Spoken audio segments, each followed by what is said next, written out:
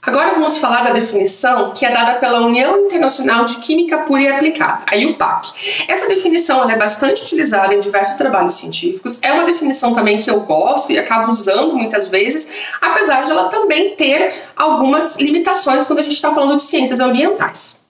Bom, a IUPAC fala que o plástico são moléculas de alta massa molecular com estruturas que são repetições múltiplas de unidades oriundas de moléculas de relativa baixa massa molecular. Essas estruturas que são repetições múltiplas de unidades é o que a gente viu antes, que são os polímeros. Por um outro lado, a regulação europeia para a manufatura e importação de substâncias químicas, ao invés de definir o que é plástico, ela define o que não é plástico. Nesse caso, segundo eles, tudo aquilo que tem mais de 50% de aditivos na sua formulação não é considerado plástico. E aqui a gente traz o PVC novamente como exemplo, já que o PVC tem mais de 50% de aditivos na sua composição. E aqui fica a reflexão: se a gente considerar essa definição, o PVC não pode ser considerado plástico. Outra forma, até um pouco mais simplificada, muitas vezes, de definir plástico é que polímeros de origem natural não são plásticos e polímeros sintéticos são plásticos. Polímeros de origem natural, a gente pode citar o DNA, proteínas, a seda, lã e a celulose. Então, se é de origem natural, não seria plástico; se é de origem sintética, seria plástico. Mas a gente também tem problemas aí. Porque nós temos materiais que são de origem natural, mas são altamente modificados industrialmente para que possam ser usados por um fim específico. É o caso, por exemplo, da borracha e do celofane, que devido ao intenso retrabalhamento também podem ser classificados como polímeros artificiais e aí se encaixariam na definição de plásticos. Outro ponto importante nessa definição do que é e do que não é plástico, a gente tem que tomar cuidado com alguns termos, como bioplásticos ou plásticos à base de vegetais, tá? O plástico, ele é um polímero sintético. A maior parte dos plásticos tem origem no petróleo, tá? No entanto, é possível fazer plásticos usando material oriundo de vegetais.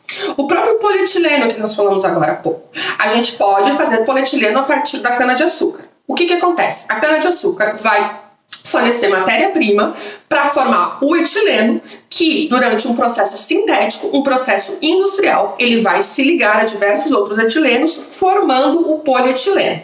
Então, apesar de ele ser formado a partir de uma matéria-prima natural, uma matéria-prima vegetal, ele ainda assim é um composto sintético. Ele não deixa de ser plástico, ele não deixa de ser um problema ambiental. Por quê? O polietileno oriundo do petróleo ou o polietileno oriundo da cana-de-açúcar são iguais à questão da persistência no ambiente e dos processos necessários para fazer a sua reciclagem. Então, assim, acho que já deu para perceber o quão difícil é a gente definir o que é plástico.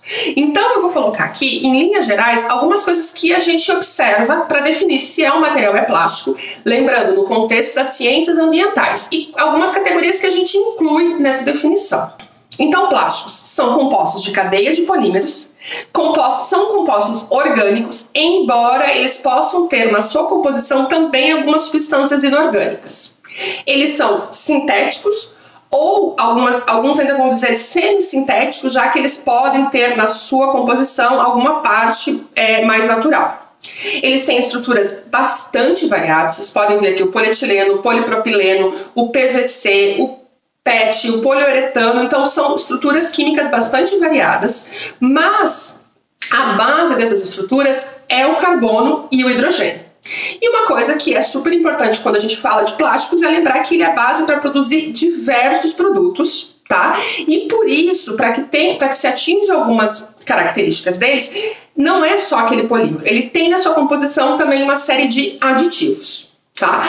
Nessa questão do que é plástico, aqui a gente também inclui, do ponto de vista das ciências ambientais, pneus e tintas. Então, partículas de tinta, partículas de pneus, partículas de borracha também são considerados poluição por plásticos.